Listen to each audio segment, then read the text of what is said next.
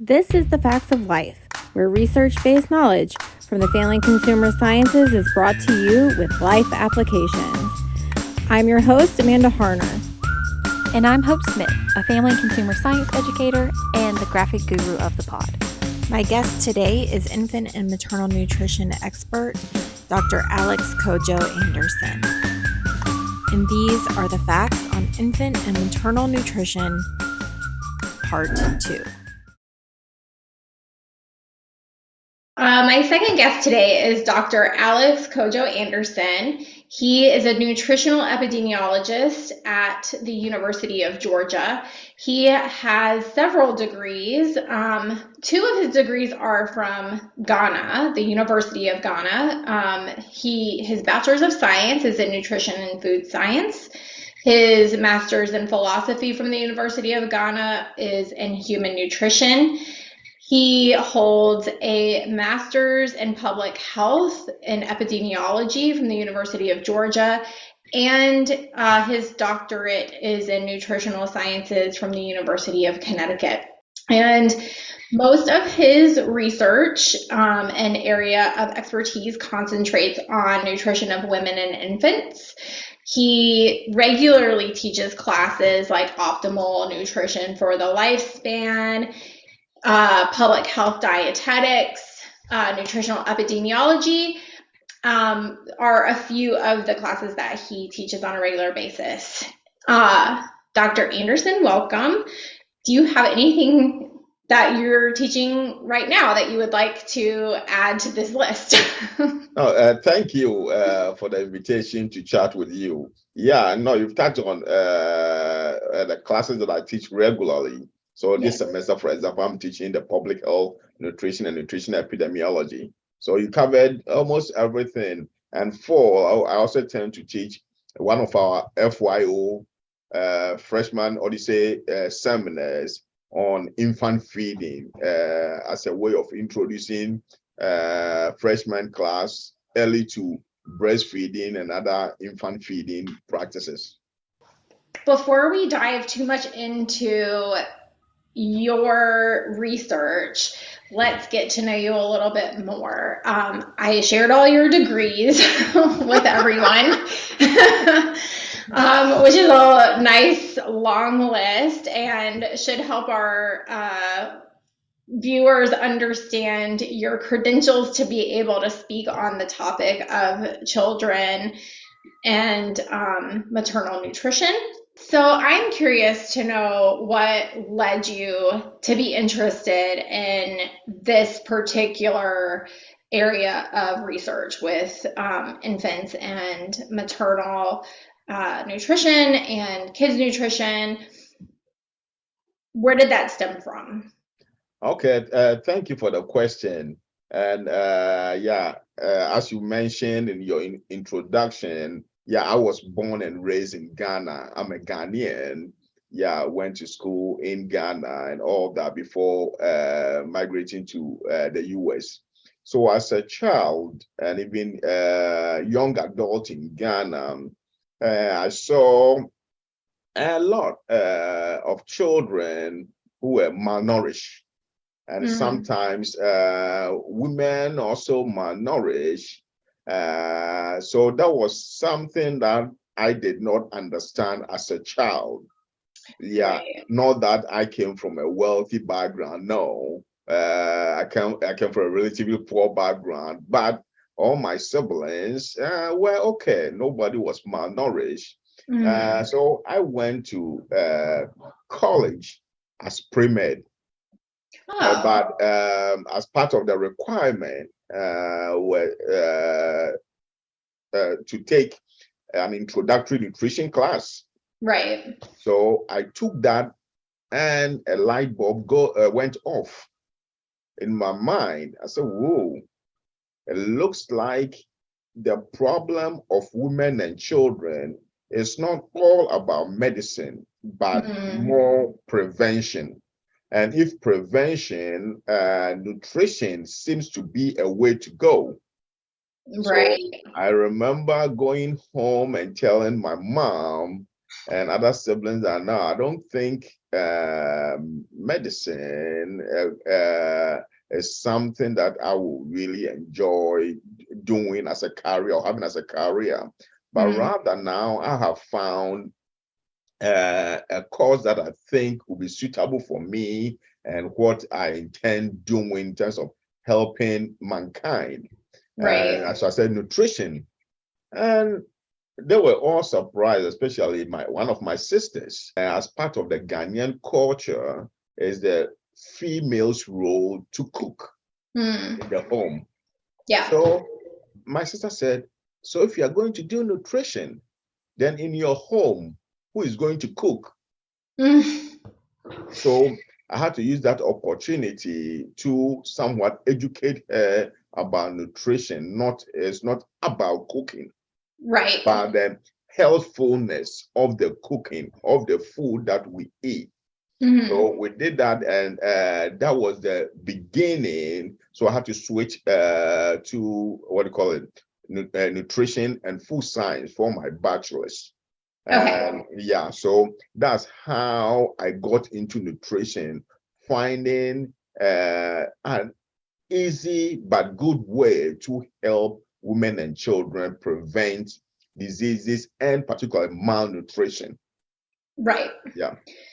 So since you brought up malnutrition, I don't think a lot of my listeners are probably aware that malnutrition may be different than they think,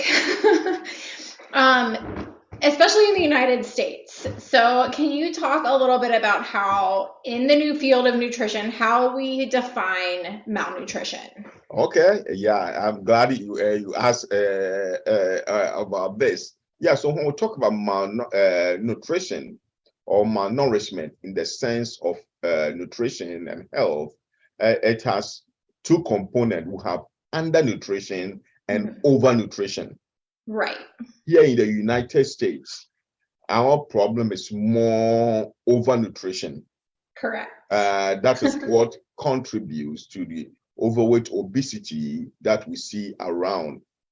When you go to low and middle income countries like my home country, Ghana, is more of undernutrition. So for undernutrition, the individual basically is not getting enough or not meeting requirements. The minimum requirement. The minimum requirement. Yeah. So that is under. They are not meeting the minimum requirement for energy, the macronutrient, that's protein, carbohydrate, fat, and the micronutrients, vitamins and minerals. Right. But when it comes to the overnutrition, they are exceeding energy requirement, protein, carbohydrate, fat. But interestingly, with overnutrition, there can also be problem with micronutrient deficiencies because of the types of foods they are consuming. The food may be energy dense, but not nutrient dense. Right. So let's unpack that a little bit, because I'm really glad that you mentioned that. So when we talk about nutrient dense, we are specifically referring to the nutrients that are in food, and that it really, for a very it's a very well-rounded food that is packed full of the really good nutrients that we need. And when we talk about something being energy dense but not nutrient dense, we're talking about things like fast food, things that are overly processed foods, things that have like lots of sugar, because those are very high in calories. Yes, exactly. Lots of sugar, lots of fat, those tend to be more caloric dense. Right. So yeah, when we talk about energy dense, that's what we're referring to in the field of nutrition. Yeah. And we do need energy. Oh, definitely. We just want to fuel our bodies the right way. Like, just like a car, you don't want to be putting regular gasoline in a diesel car. Right, exactly. So because So, the energy has its role to play in our day-to-day life and our health, whereas the micronutrient, the vitamins and minerals also have their role to play. So inadequacies of any of them can result in problem. And let me add to it that now with something or a phenomenon going on in the low and middle income countries, for example, called the nutrition transition. okay. And basically, a nutrition transition means trading traditional foods for westernized foods. Yeah. So this is catching on in low and middle income countries. So besides undernutrition, they are also experiencing something we call the double burden of nutrition. Right. Some even say the triple burden of nutrition. Okay, so I haven't actually heard about the triple burden, so that's interesting. So the Can double you burden, unpack those? yes, the double burden basically means having undernutrition and overnutrition Right. living side by side, so that you go into a household, you find somebody obese and somebody undernourished. It's a double burden because of the types of foods they are consuming, and also related to chronic diseases. Then we are entering the triple burden. Yeah. Okay.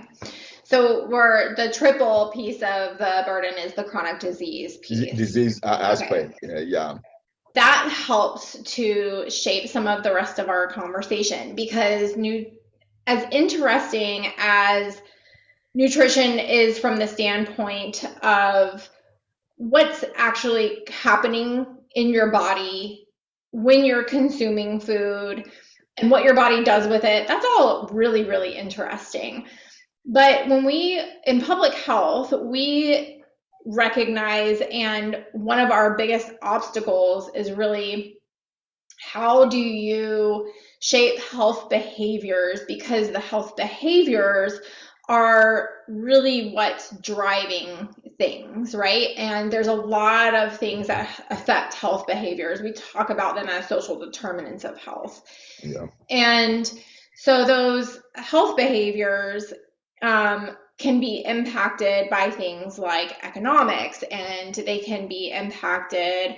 And some of the examples you gave, I feel like, are really great examples of that, because part of what's attractive about the Western diet in some of these other middle and low income nations is it's more cost effective. There's this economic driver that is really influencing something that the back end of it is like there ends up being a higher cost in the end, both to people's health and financially, to individuals and whole communities. And so that's where the child and maternal health becomes a very important topic, is in the context too of community, because of all those drivers that take place. My understanding is that one of your research projects actually kind of dives into that from the perspective of what are the things that parents do behavior-wise that really helps or influences their children's behaviors surrounding food and therefore nutrition, because it impacts what they consume. Can you talk a little bit about that research project and some of the things that you've learned from it? We'll start there. Okay, so let's start with maternal. Yeah, I have the view that women hold the key to the health and well-being of the next generation. So that if a mother is healthy, then she is likely going to give birth to a healthy baby, because she is carrying that baby for 9 months. So that if the mother is not healthy, it also has consequences on the baby. So targeting mothers, particularly mothers of childbearing age, with good nutrition messages, helping them eat well, live a healthy lifestyle, then that will lead to they having successful and healthy pregnancy outcome. Right. Then come the child is born, a healthy child is born. Yeah, what the mother feeds the child is also another thing, programming the child very early in life. And we have something we call the first 1,000 days of life. That's from pregnancy to 2 years old. So breastfeeding is key in this sense, because breastfeeding is healthy, contains all the right nutrients in the right proportion or amount to meet the baby's need.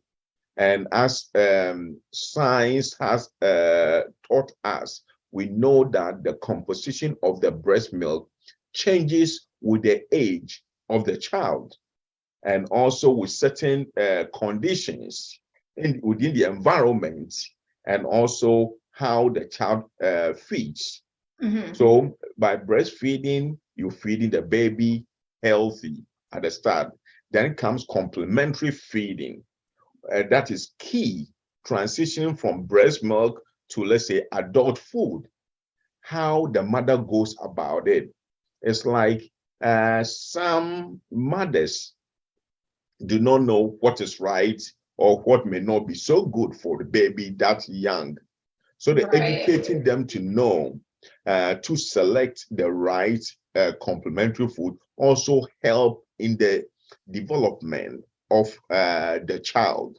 Then as the child progresses, grows, we expect the food environment within which he or she lives to also help shape the child's eating behaviors and eating practices.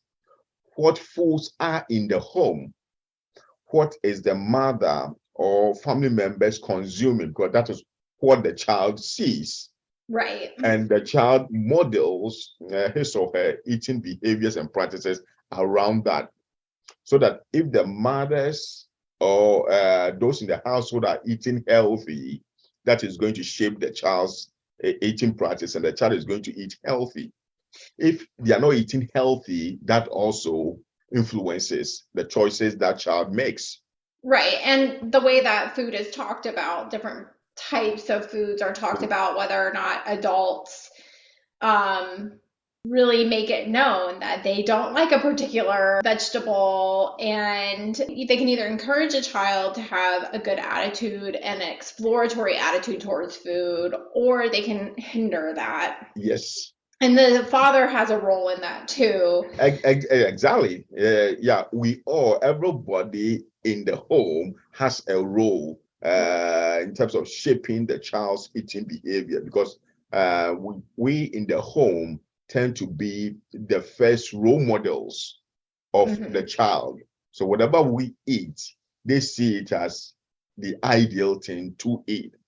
Right. So we shouldn't expect our children to eat healthy if we are not doing same in the home.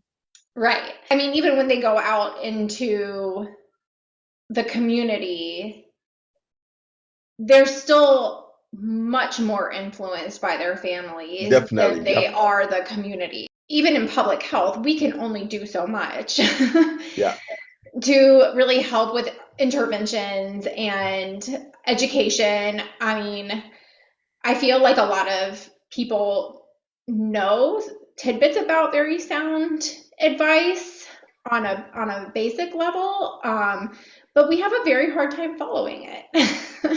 Yeah, the thing is, sometimes we miss the point by consumers.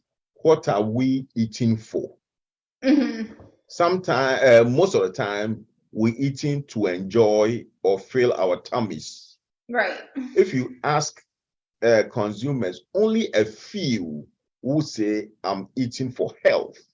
Mhm. So depending on the rationale or the goal for eating, that also determines what they actually eat. Most of the time, we tend to link this to, let's say, poverty or the low socioeconomic status.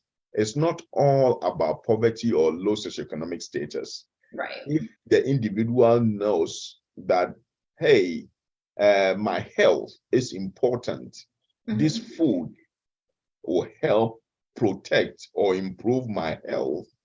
I always tell people, even the poorest of the poor will want to buy some of this health food. Yeah, maybe they may not consume up to the recommended amount, but they will make effort.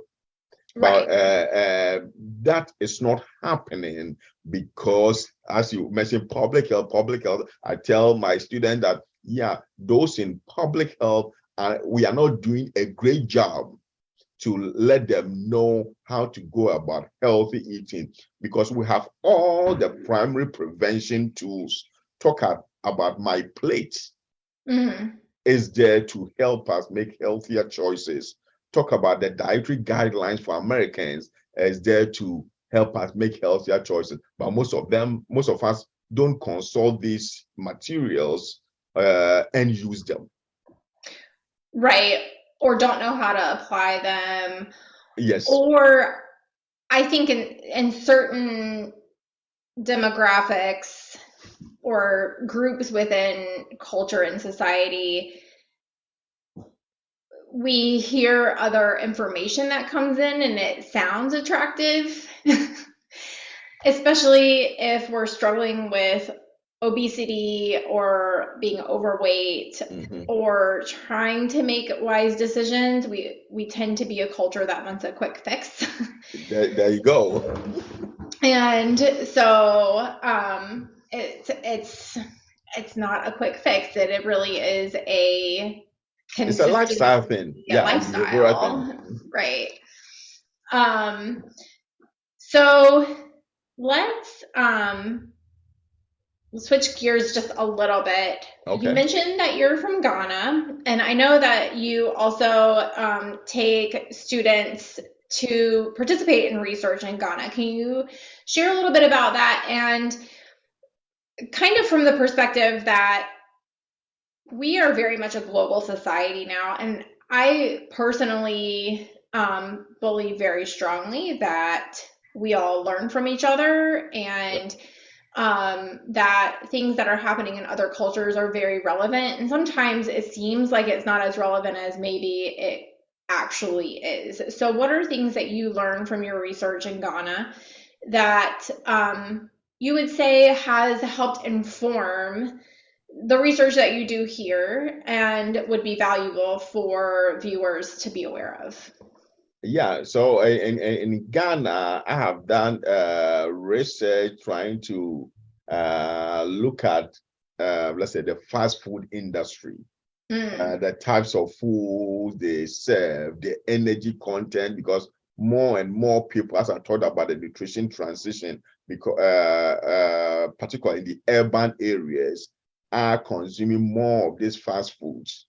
Right. How do these compare to traditional foods and so forth? So we've done some work in that area, done breastfeeding, young child related studies there. Also look at maternal practices and knowledge and how that translates into caring for their children. And currently doing some study on dietary assessment using technology to conduct dietary assessment in Ghana, and we'll have another arm of that study going on in Uganda to see, because the traditional dietary assessment methods, we know they come with some challenges, and trying to find innovative and objective way of going about that, because knowing and understanding an individual or a patient's intake help direct the type of intervention you can effectively give them. So you also mentioned about students. Yeah, some of the students assist on my research, but mainly I take them to Ghana, most of them on a study abroad program. So that study abroad program, called the Ghana Summer Service Learning Program, that will go every summer. We are engaged in communities. In the communities, we set up mobile clinics. Okay. Where we conduct nutrition and health screenings and education. And to interest you to know that some of these communities that we go into, the screening and the education and counseling we provide them is all that they get in a year.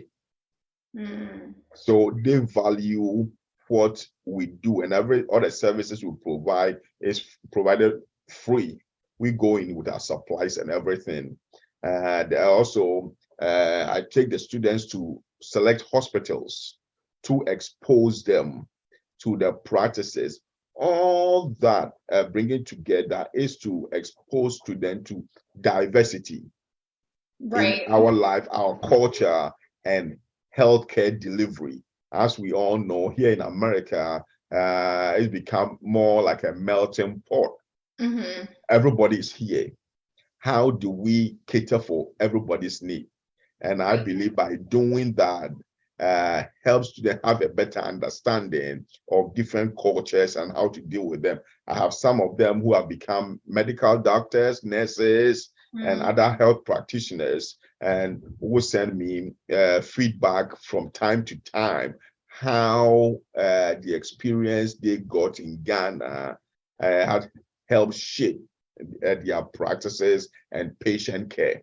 If it wasn't for the overseas experiences that I've had in my life, like, I don't know that I would be able to interact quite as well with people from very different backgrounds and pick up on, well, my bachelor's degree is in cross-cultural studies, but so I've spent a lot of time in those studies, but there is something about having that experience outside of your culture that really does help you to understand and put yourself in the position of somebody who is the minority, whether they're a minority from another country or whether they're just a minority group within your own culture. You don't really kind of get what they face in different contexts until you've experienced that yourself.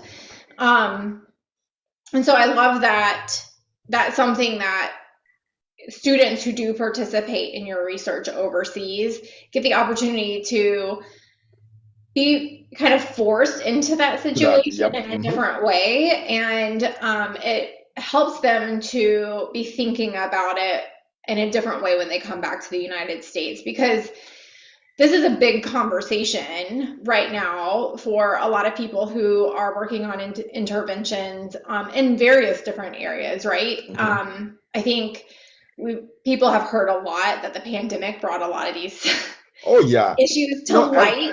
Bringing the pandemic in, I would say 2020, during the thick of the pandemic and the George Floyd situation.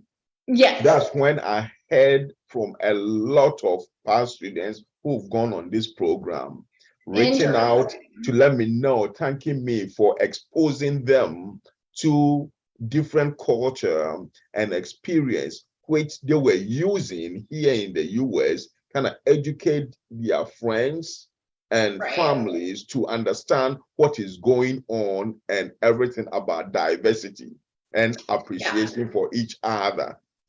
Right, yeah, exactly. So, I mean, I think it is a big challenge. It is. And we sometimes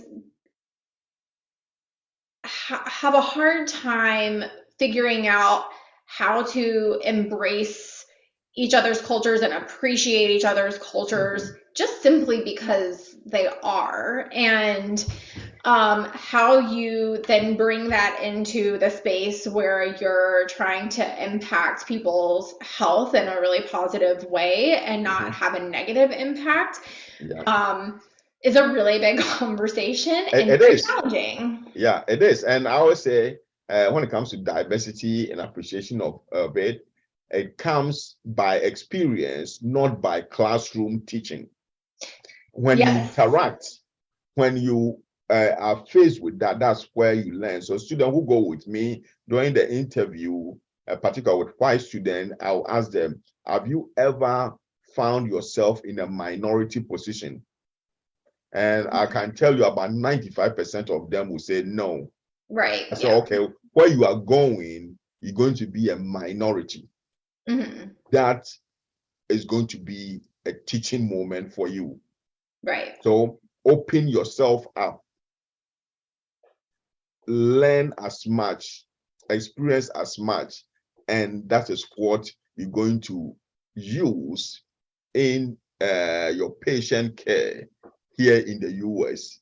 And about 100% of the time, by the time we leave, you could see the growth and appreciation for differences because they've experienced it firsthand. If you are teaching them in the classroom, that's a different thing altogether. So by interaction, cross-cultural interaction is something that we need to move conversation and interaction here in this country forward. Right. Totally agree. So what are some big takeaways that we can give to both parents, like in the nuclear family and household, of how they can be approaching good nutrition habits and building those into their kids early on, and from the side of just being a community member? Like, as community, we interact with children, whether some of us more than others. Some of us try to stay away from children, some of us try to engage with children, but regardless of where you are in that, it's not like you never experience being around a child. I'm going to actually mention one because I saw it on Facebook recently, that I would encourage people who are community members who do not have children to understand that when children participate in eating out or eating in community settings, it is part of their learning experience. It is part of them building a healthy relationship with food. And it is them building a healthy relationship around food and community. So yes, sometimes young children in particular can be frustrating in certain contexts, but I would encourage community members to be patient with young children in particular and try to look at the them being in that space as a part of them learning how to be a community member, and the experiences that they have there do impact their relationship with food. No, that's very true. So in terms of takeaway, I would say when it comes to parents and children and food products, what you bring to the home shapes what the child would want to eat, because you are introducing it. So they are forming their food behaviors around what is in their food environment. So if we want our children to eat healthy, we need to bring healthy foods in the home, and also have them see us eating or partaking in these healthy foods, because you cannot be eating junk food. And interestingly, junk foods taste fantastic. Right? It's all the fat and the sugar. Yes, exactly. Tastes fantastic. So you cannot be enjoying fast food and expect your child to be eating asking for broccoli or a carrot. No, it's not going to happen. As you are eating broccoli, the child sees you eating, knows that this is the norm. This is what you're supposed to do. So it's important that we pay attention, particularly to what we bring into the home and what we eat. Bringing soda or juices in the home, you are telling the child indirectly, yeah, when you are thirsty, this is what you need to quench your thirst. But if there is no soda or juice in the home, they know when they are thirsty or they need something to drink, they go for water, right, or milk. So this will be something I feel parents and caregivers need to know. I've come across parents and caregivers who say, oh, my child does not want to eat any vegetables. And I find that somewhat surprising. So the first question I ask is, do you eat vegetables? How much vegetable do you eat in the home? If you are not eating, they've not seen that. So they're also not going to eat. So that's why, as I said earlier on, complementary feeding comes in. Things that you introduce. If you want them to like vegetables, then you have to introduce the vegetables very early. You can puree the vegetables and feed them so that they develop a taste. They are exposed to the flavor and would want to continue eating that.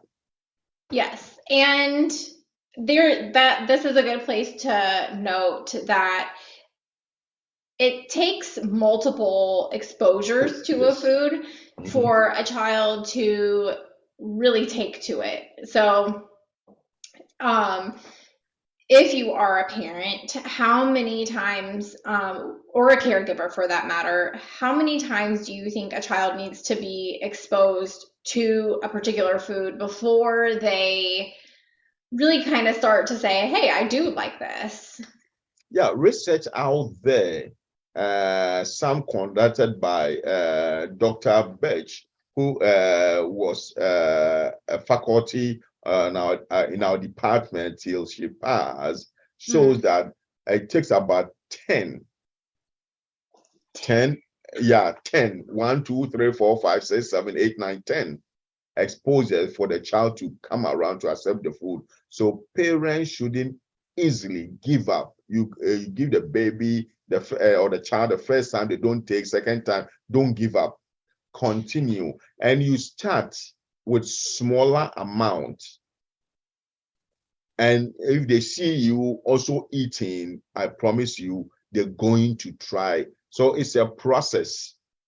It's a process that, but usually parents tend to give up so soon. You give one time, twice, they don't take. Oh, you have other things, then we start giving. No, we shouldn't give up.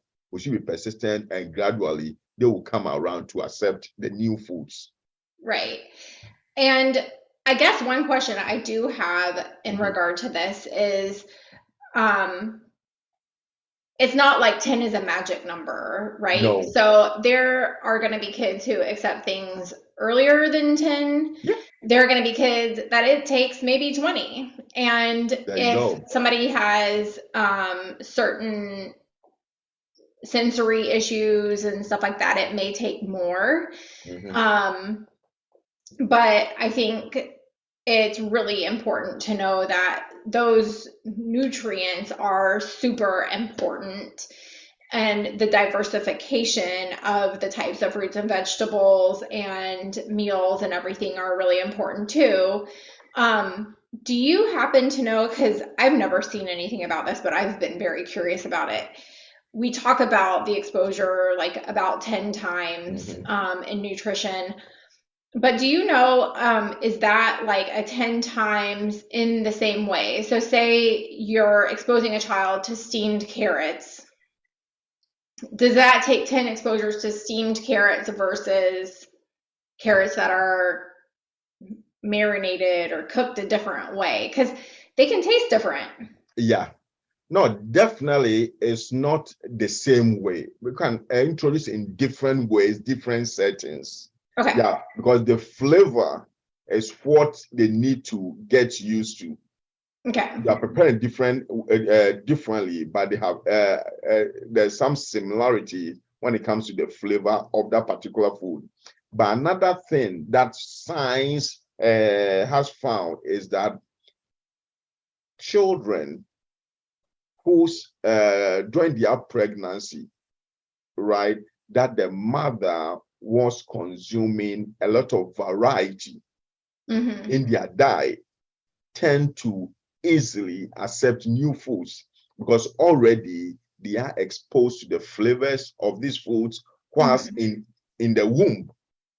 Right. So they are used to that. And also during breastfeeding, if the mother is also eating variety, the milk carries the flavor from this individual food. So again, that's an indirect way of exposing the children to. So as they get into the complementary feeding stage and you are feeding them these foods, they are already used to those flavors. So they accept them readily. So in terms of the 10 times, this could accept it the very first time or second, third. My older son, for example, he at age 7 months, 8 months, he was eating vegetables. You period for him, 2 years, he was actually fighting with my mom and my wife sometimes for vegetables. We go somewhere, the way he approaches vegetable, adults wonder, how did you do that? How did you get your son? It's about the timing of introduction and the food environment within which the child finds him or herself. Right. And an argument could be made from what we know from research that the introduction of the food environment actually starts before they're born. Yes. Whilst pregnant, you need to have variety. Right. While pregnant, and then breastfeeding. I would argue that it goes a little beyond that too, because food is so attached to culture, and whether that is a subgroup of culture, even isolated to the nuclear family, or whether that is a subculture that you're a part of within your society, or just even on a larger scale. But because, and I say that partly because I know for myself, and I think a lot of people have experienced this too, you get into certain situations, especially around holidays, and it's like, oh, I know I shouldn't, eat a ton of this thing that's here. But we have trouble controlling ourselves, and sometimes it is some of the environment that's going on around us, because in our minds we know, what, like, I should be satisfied with a tablespoon of this to enjoy it, but I don't need 15 servings. Yep. But on a smaller scale, like, we also know from research that when a woman's mother or her husband, or I guess I should say partner, not necessarily just husband, is supportive of, especially her mother and her partner, are supportive of breastfeeding, it goes a really long Very well way. Yeah, the mother is going to be successful at it. If they don't support, that is going to be a big challenge. And I have a paper that I think I published over 10 years ago in the Journal of Human Lactation, looking at the grandmother and mother-in-law in the midst. And we found that women who live with either their mother or mother-in-law have challenges exclusively breastfeeding their babies, because these older women want to introduce, they feel breast milk alone is not enough for the child. The child needs water, the child needs that and that. Yeah, so that's a challenge. And if the partner is also not supportive, that brings it about its own challenges for the breastfeeding mothers. yeah, there was a situation when I was in Connecticut that we come across a partner asking the mother to choose between him and the baby because of breastfeeding, which is a tough thing. Yeah. Yeah. So, and this mother was more dependent on this partner. So, what do you think will happen? She gave up breastfeeding. Right. Yeah. Yeah. Mm. So, no, It happens a lot. it's challenging, but still we can do and make a good progress of it if we all understand what we are facing and open to learn. And I always say, when it comes to nutrition, it's never too late to change your eating behaviors. Right. It might take longer for you to really gain a taste for certain things if you haven't been exposed to them, but you can still learn to enjoy some of the things. Yes. I personally am a firm believer that like figuring out which way, especially vegetables, are cooked that works for you is really important and helpful. So yeah, I thank you so much. I do want to ask you one question more for fun. Sure. So because you're from Ghana, do you have a favorite dish from your home country? And is there a dish in the United States that you would say maybe has roots or has been influenced by that dish? My favorite, I have a lot of favorites, but my favorite is what we call jollof rice. Oh, yes. Jollof rice. Since you say yes, it tells me you know what it is. And what we have here in the US close to that is Spanish rice. So this is rice cooked in some type of seasoned tomato sauce. Yeah. And it's delicious. It's and there's a debate, right, between several countries of who has the best one. Yes, especially Nigerians. I would say, I know Nigerians who are going to listen to this. Okay. Don't complain. They stole the recipe from us, and they want to say, yeah, jollof is bad, but the Ghanaian jollof is the best. Okay. Yeah, it's the best. So what makes, in your opinion, what makes the Ghanaian one the best? The seasonings that we use. Okay. Yeah, is entirely different from the seasonings the Nigerians use. And for some reason, Nigerians tend to have their jollof a little bit bent. So it has some smoky flavor in it, which not entirely good. Yeah, but the Ghanaian jollof, amazing. Very interesting. Okay, so I'll have to look up a recipe from Ghana. Yes. My husband grew up in West Africa. Okay. And he grew up between Guinea and Ivory Coast. Ivory Coast, okay. Yeah. Okay. So our favorite in our household is peanut gravy. We call it peanut gravy. It's probably called peanut stew. It's soup. We call peanut soup. Yeah. And oh yeah, that's yummy. And if you have that with rice balls, I don't know if you know, right? Yes.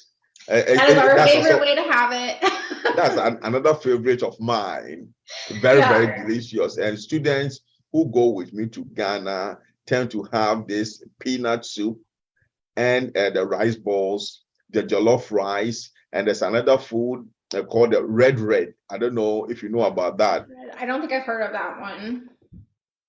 Fried ripe or yellow plantains.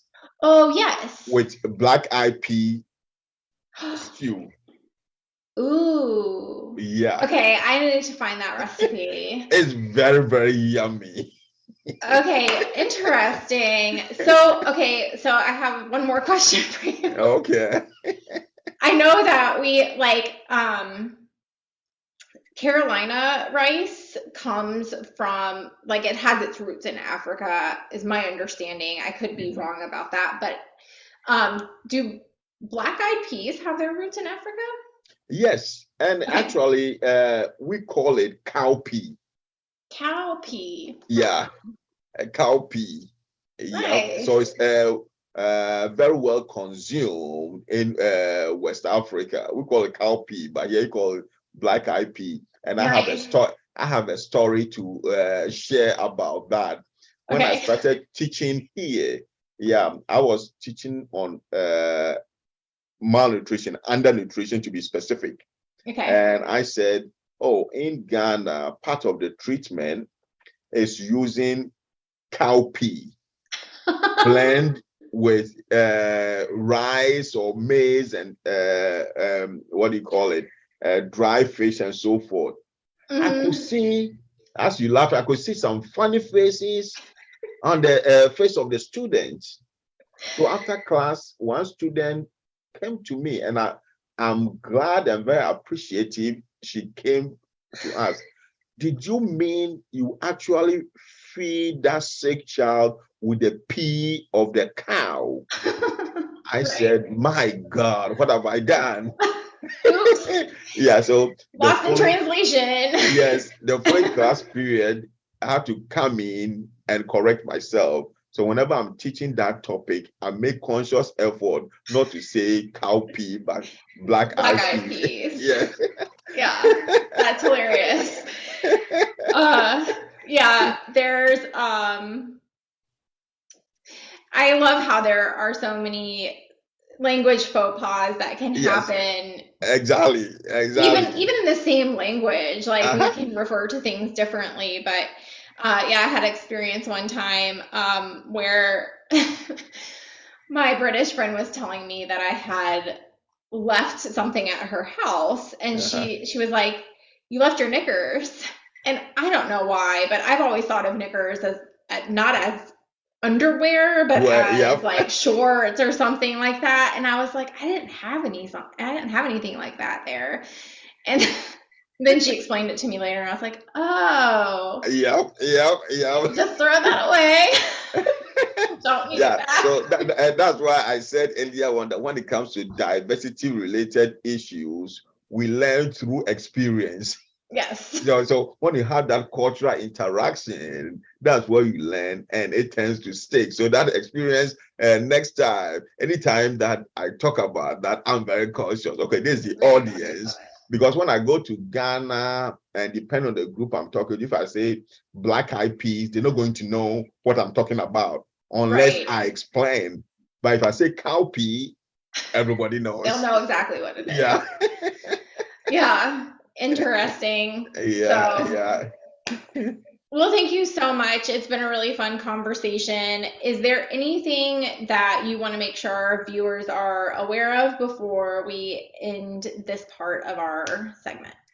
Yeah, so thank you for having me. And what I will want your listeners to, again, take from this is for parent caregivers to know that they have a major role when it comes to the health and well-being of their children through food. What they are bringing to the home, what they are feeding the children makes a difference. So we should all make conscious effort to eat healthy, bring healthy foods within the home, so that we can use that to model the eating behaviors of their children. Currently, we have a study. I'm part of what we call the multi-state research team here in the US.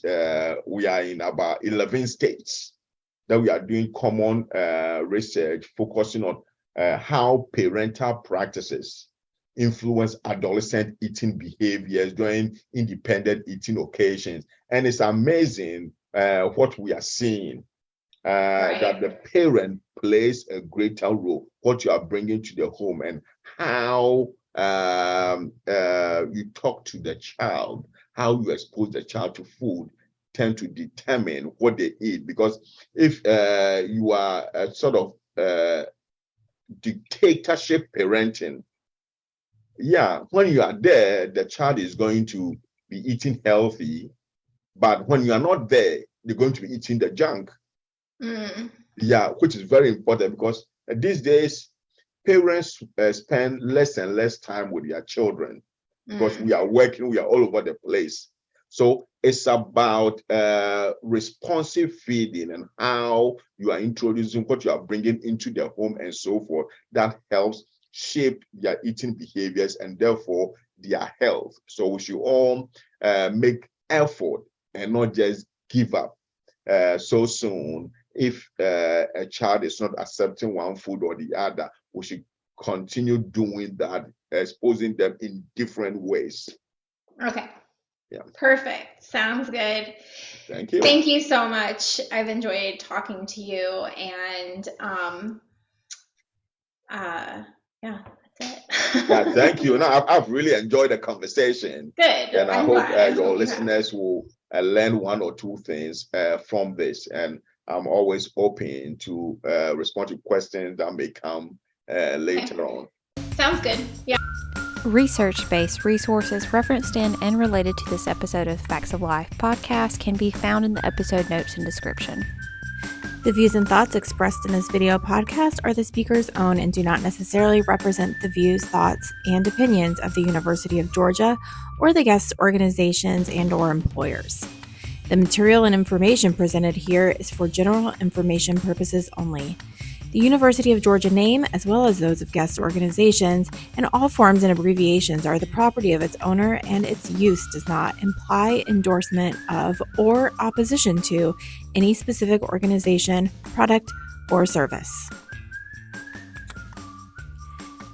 These are the facts of life. Thanks for joining us. Check out our website at monroefacs.extension.uga.edu. That's Monroe, FACS, extension.uga.edu.